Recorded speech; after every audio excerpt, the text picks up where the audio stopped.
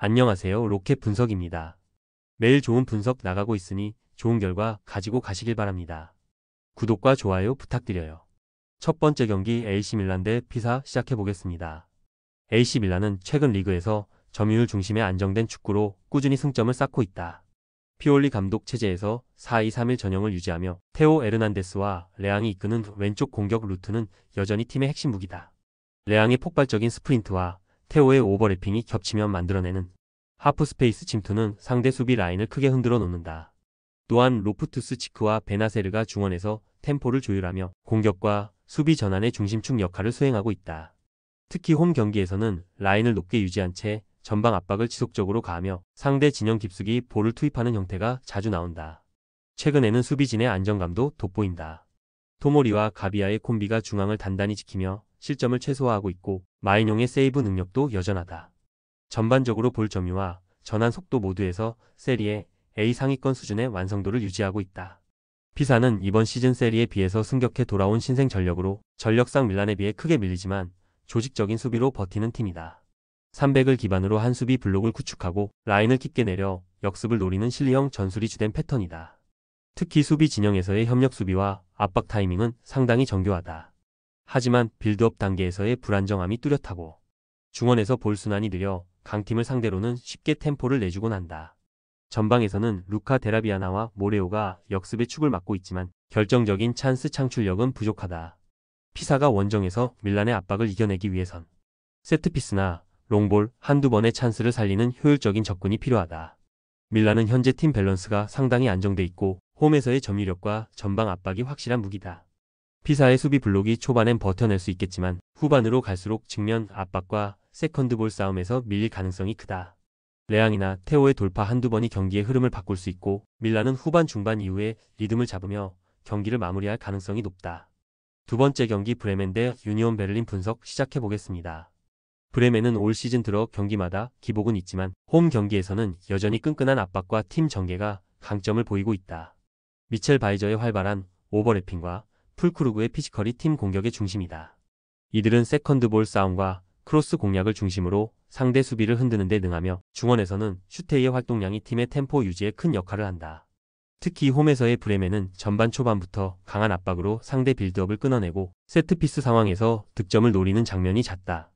수비에서는 좌우 간격 유지가 여전히 숙제지만 팀 전체적으로는 공격적 에너지가 살아있다. 유니온은 지난 시즌 유럽 무대에서의 경험을 바탕으로 여전히 짜임새 있는 300 전술을 유지하고 있다. 피셔 감독이 이끄는 유니온은 수비 후 빠른 전환을 핵심으로 삼는다. 베커의 폭발적인 속도와 하베르러의 중원 전환 능력을 통해 단 몇 번의 터치로 역습을 완성하는 패턴이 대표적이다.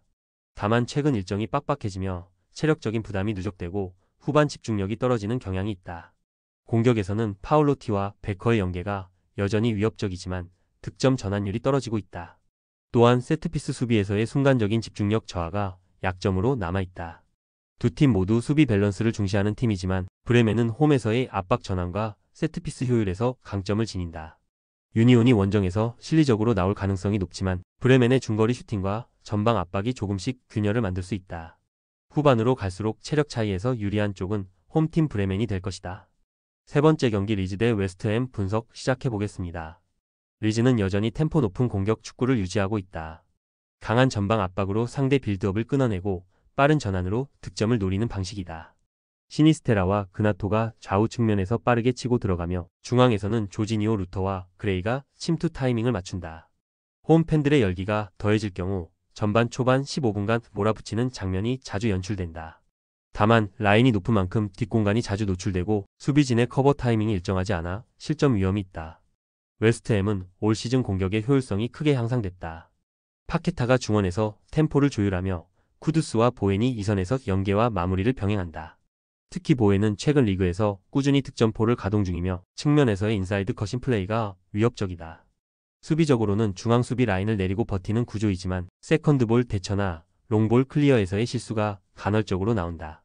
다만 전환 속도만큼은 프리미어리그 중상위권 수준으로 역습 한 방이 언제든 경기의 흐름을 바꿀 수 있다. 리즈가 홈의 기세로 초반부터 몰아붙이겠지만 웨스트햄의 조직적 수비와 빠른 전환은 리즈에게 큰 부담이 될 것이다. 파케타의 전진 패스와 보엔의 마무리가 맞물릴 경우 리즈의 뒷공간은 위험하다. 후반으로 갈수록 리즈의 체력 저하가 나타나면 웨스트햄이 결정적인 찬스를 잡을 가능성이 높다. 네 번째 경기 레알 소시에다드 대 세비야 분석 시작해보겠습니다. 소시에다드는 올 시즌에도 이마놀 알구아실 감독의 짜임새 있는 축구를 이어가고 있다. 구보 다케우사와 바레네체아의 측면 콤비는 리그 최상급이며 짧은 패스 전개와 전환 속도가 매우 매끄럽다. 중원에서는 멘데즈와 수비형 미드필더 주비멘디가 안정적인 빌드업 라인을 구축하며 공격 전개 시에는 양쪽 풀백이 동시에 전진해 폭넓은 공격폭을 만든다. 홈에서의 소시에다드는 점유율이 60% 이상을 기록하며 경기 주도권을 거의 내주지 않는다. 특히 구보의 하프스페이스 움직임은 세비야의 느린 수비 라인을 흔들 핵심 포인트다. 세비야는 시즌 초반 부진을 벗어나려는 단계다. 감독 교체 이후 수비 밸런스는 어느 정도 잡혔지만 공격의 창의성은 여전히 부족하다. 엔네시리가 제공권에서 강점을 보이며 롱볼 전개를 책임지고 있고 오캄포스가 좌측에서 돌파로 활로를 모색하지만 중원에서의 볼 순환이 느려 전반적으로 템포가 무겁다.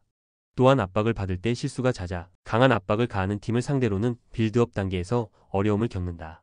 소시에다드의 짜임새 있는 전개와 홈 경기력은 세비야보다 한 수위다.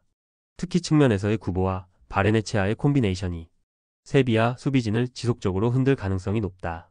세비야가 롱볼로 버티겠지만 중원 압박을 버텨내기 어렵고 후반으로 갈수록 공간이 열릴 것으로 보인다.